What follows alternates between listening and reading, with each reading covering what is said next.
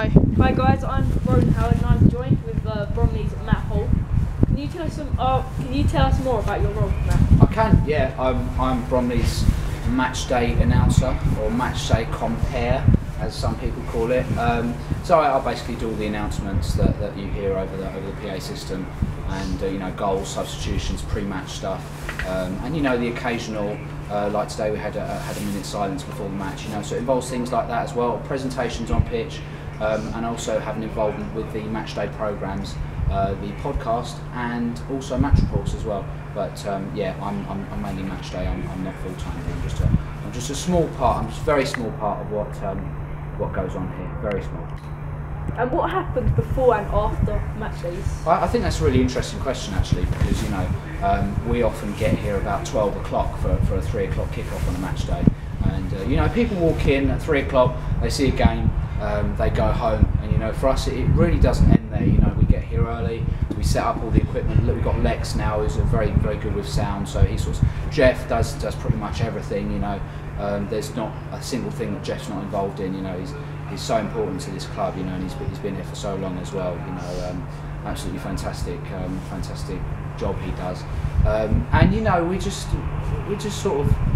we're able to experience the atmosphere building up, you know, and you know, as I said, we get things sorted. We see people we need to see. I find out what the club would like me to announce on the match days, and it's often quite a lot. So I have a little bit of paper which I can refer to. Dave will come up and get the camera ready to film the game, and we'll get the music playing as well. And yeah, just wait for people to filter in, and then go off after the game. And then today you chose Jack Holland as the man of the match. We did, yeah. Is there any like specific reason why you chose it?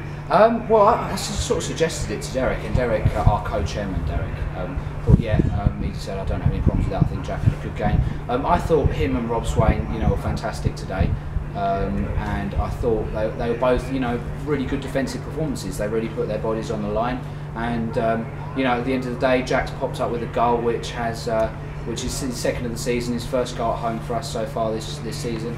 And in his entire Bromley career, you know, so I'm really pleased for him. He's a cracking guy, as is Swain, as are all the players, you know, and yeah, I felt he deserved the man of the match today, and I think a few others did as well, and narrowly.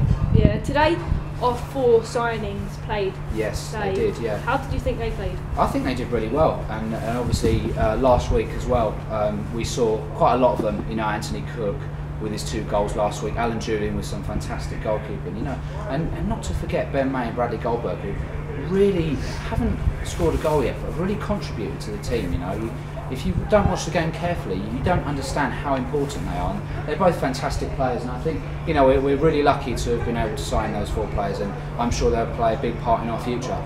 Yeah, last week Rob Swain did get a knock, and after that he was out for a long time. Yeah, he was, unfortunately. I think it goes back to a shoulder injury that he got on our match against Chelmsford in September, where he injured his shoulder, went off the pitch. We had 10 men on the pitch, and then Chelmsford scored when we didn't have 11 players on the pitch, and they won the game 1-0. You know, so that was very frustrating. To miss a player like Rob, who's so vital to the team. He pops up with goals. He's solid at the back. You know, he's a great character in the dressing room.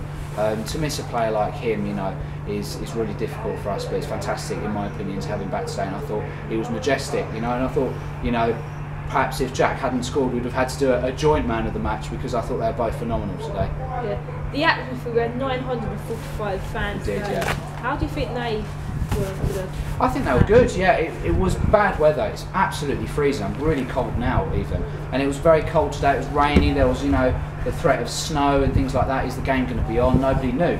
And for nearly 1,000 people to turn up, 945, you know, to a game like that, is really, really good. And I thought, you know, give credit to our fans today. They really did do the team proud, and they all stayed behind to clap the players afterwards, which I think is great. And you know, even to Havant supporters as well, it's a long way to travel, and I wish them a safe journey home, as always.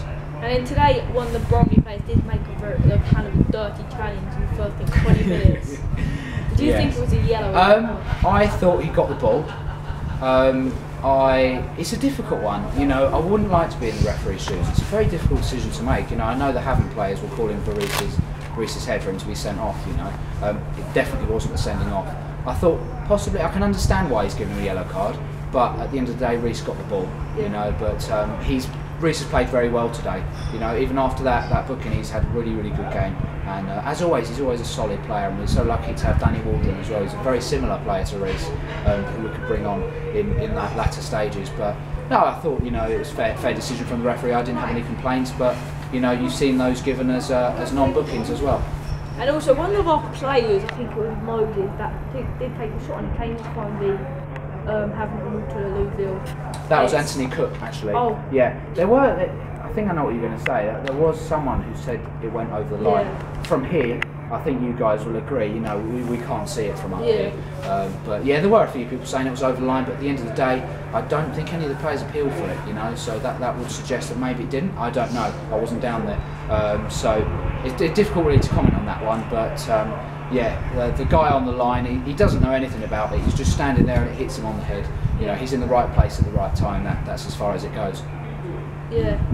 Our minute silence at the beginning of the match. How do you think all the fans? Oh, I thought it was fantastic. I mean, for Jerry, I know it must be a very tough time for Jerry. I've been through it myself, you know, and it's a horrible time. My thoughts are with him and his family. But you know, I thought everyone really responded to the minute silence very well, and I thought it went very well, and the fans were fantastic.